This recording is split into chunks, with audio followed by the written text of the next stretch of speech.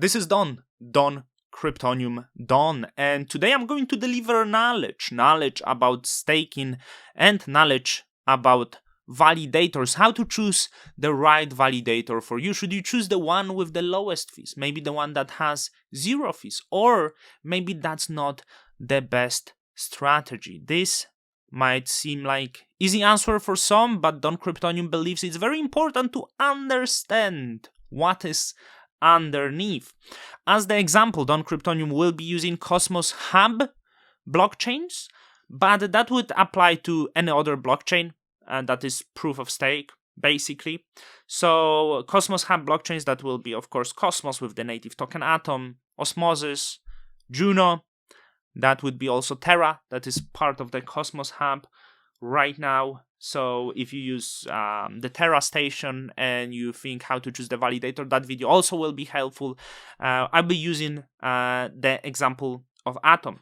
I will also include in the description the link to this page that will give you some answers, like general concepts, what is Cosmos Validator, what is staking, what is full node, if you don't understand that necessarily. But proof of stake works. They have usually set of validators that is limit for maybe 100 validators, 150. Some blockchains probably have more, and these validators secure the network by broadcasting votes, etc., which in opposition to proof of stake, like in Bitcoin, you use the power, use the electricity to produce the blocks. Here we don't use it, use the proof of stake consensus, so lockup of the tokens to validate the network. But to not waste time, also you read that and it will help you to understand. This is very basic, so how to choose the validator to delegate your tokens.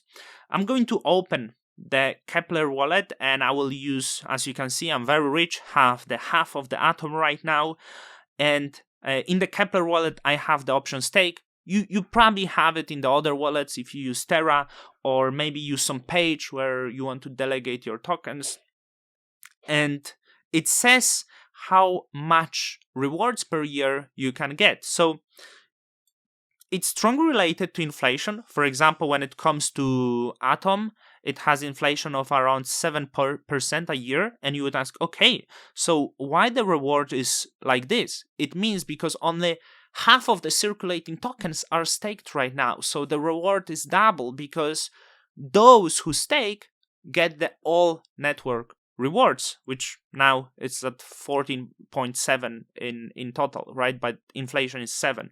So in case of the Juno, for example, right, Juno has inflation of 40%, but the reward is at over 120 because only like 28% of Juno, I'm not sure if it's updated, is staked. So that's how it usually works. But let's go to stake and let's choose the validator. Let's talk about the validators and the rewards. So I'm going to start with the Atom validators, and the number one is Binance staking. And I actually notice many people like to delegate to Binance because they think, hey, this is Binance, this is secure, this is the biggest, we have trust to this. But Binance is not a very active validator on the network. So these are tokens that are probably validated via their exchange. But I give you example why you shouldn't give this to Binance, for example, to the exchange. Because if you delegate your tokens to the exchange tokens, you more likely will be excluded. Well, first of all, they are not really active in the building the network, in participating in the network. What means building the network? For example, building the new applications that are being built for the certain network. They are not very active. So Binance, for example, is here probably because they actually built using the Tendermint consensus mechanism. They use the same technology. So they validate because also the people delegate via their page, but they are not very active. And also, what's very common for the Cosmos blockchains, that they like to do the airdrops. And if you will delegate to exchanges, you will actually not receive the airdrops. So eliminate this, eliminate Kraken. And I will also give you the genius example, which is my friend Pedram. He had some Atom and he delegated to Kraken because he thought the commission 100% means that he will receive 100%, which make me doubt in the intellect of my friends. Something I would consider simple, but for some seems not that simple. Sorry, Pedram, for saying that, but you will be judged by my... I'm not saying that you are of low intellect, but the people will judge, and let the people judge. So, for example, Pedram thought the validating to Kraken, first mistake to the exchange, 100% commission is the right move. Shouldn't. So now the idea is, should you delegate to the ones that have the lowest rewards? Maybe someone has 0%. It seems not many validators right now have 0, but it used to be more common. For example, here is 0%. So here is another with 0%. And for those who start, it's easy to get more delegators by choosing 0% reward. So it means you get 100% of staking reward. And it would seem, hey, this is the right thing to do. But there is a catch. First of all, let's talk about the airdrops, right? So when the new blockchain appear, the one that will be maybe part of the hub, the new blockchains like to do token airdrops to you. Often these airdrops exclude the validators that had the 0 commission. So for example, if you staked 100 tokens with, let's give example of this Mantra DAO validator, you would not receive the airdrop and you would be angry, disappointed, maybe you would scream, this is not fair. So this is the first thing why you shouldn't choose the validators with 0%. And maybe the second argument would be like, hey, this is not fair. Why am I getting punished with this? This is greed. The validators that charge more are simply greedy. Well, so not exactly. You see, often people who are validators are developers who are building and contributing to the chain. So they get the cut, but they also build the things on the Cosmos blockchain. So, for example, they make $500,000 a year from the cut, whatever. They actively building. They are more incentivized to be active for the network. So you see, there is two sides of it. So choosing 0 is no good. Probably choosing the validator that has 50% commission is also nonsense. So there is good balance. And the number 2, let's start, Stakefish. Good validator. I think they're quite active. I validate some tokens with them. But also, like, do you want to validate to the largest validators? Not necessarily. It's important to validate also to validators that are outside of top 20. Because maybe the airdrop will have the rule, hey, here is additional reward for you that you validate or for the smaller guys. So it's important to see, because actually you can Google these validators. So you can Google the validator, and I give you an example. For example, Sika validator is the validator is the full node run by Sanay Agrawal, creator of Osmosis. So maybe it was a good idea to delegate to him. And in fact, those people later on that were staking a year ago received the reward in the form of Ion tokens. SG1 validator, despite very low fee at 1%, is actually co-creator of the Juno, you know? So we have more. We have Cosmos Station, very active wallet in the network. So what I would recommend, you can always take the name, Google and read if they are actively contributing. Those who I like, so as I said, SG1 is really one of my favorite. I like how active he is. Wolf Contract on the Twitter. What I do like also, so important to mention Figment, very active, I would say. Cephalopod equipment, very high fees you can actually see, which is the co-founder of the Cosmos itself.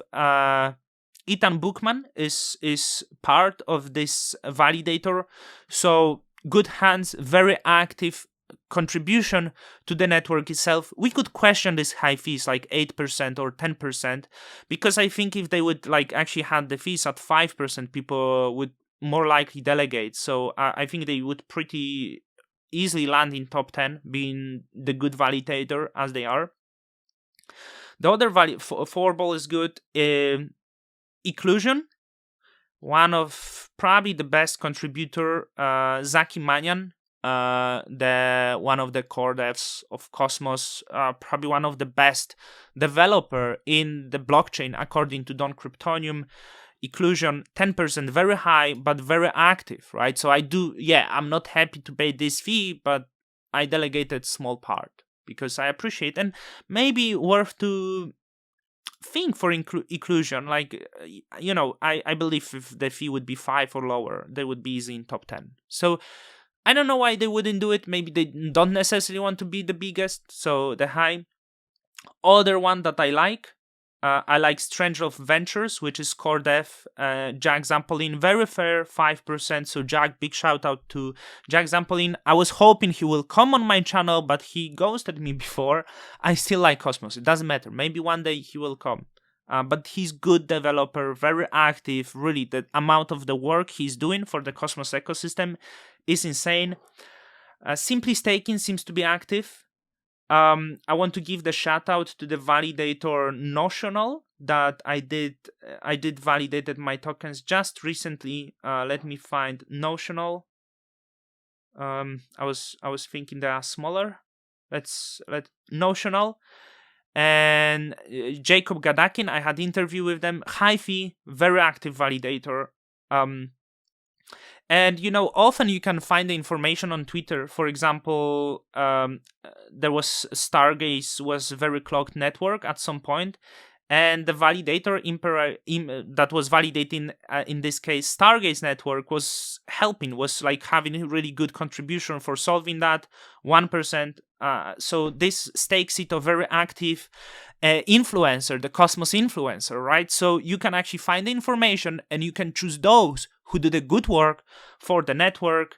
Stargaze, creator of the, Stargaze network, high but active. And if you delegated, you were getting higher airdrop. So no matter which network you would choose, we could go to Stargaze. And there will be different set of validators, right? So the Figment is the biggest, OmniFlix, very good and active, and Imperator is big here. So I delegated some to Imperator because he's actually very active in the Stargaze network. I found the information that Tritecos was very active. So I delegated some. So like Easy Staking, I noticed is very, very active. So this is how you choose Bro and Bro is good, but you can find this information. I hope this help you just a little bit with how I choose the validators, that some general informations, but I would like to tell you, hey, research validator by yourself. If you're unsure, you can always ask me on the Twitter. I try to respond on the Twitter. You can ask me on the YouTube. I'm happy to do. If I would talk about every single validator, that would be too long. But with the help of Twitter, you will find if someone is active. You can Google. You will find the what they do. There's many developers building on Juno, on Cosmos. And if you see they run the full node, why not to delegate to them? And because you like what they do, help them make money and make yourself some staking rewards. So this is it. Hope Don Kryptonium helped you just a little bit with idea how to choose the validator. Needlecast, active, right? So like I could really, these are validators that I delegate myself. I could talk a lot. Easy Staking, I think Highlander nodes. I'm not sure which one do the Juno Mint. Let me. I want to. I'm not sure if it's Easy Staking. Yeah, Easy Staking is doing Juno Mint, so that's why I delegate to them. Some meme coins also run the full nodes. Maybe it's worth to do that because you will receive the meme token later in the reward. So, hope the knowledge was delivered. Don Cryptoniums out.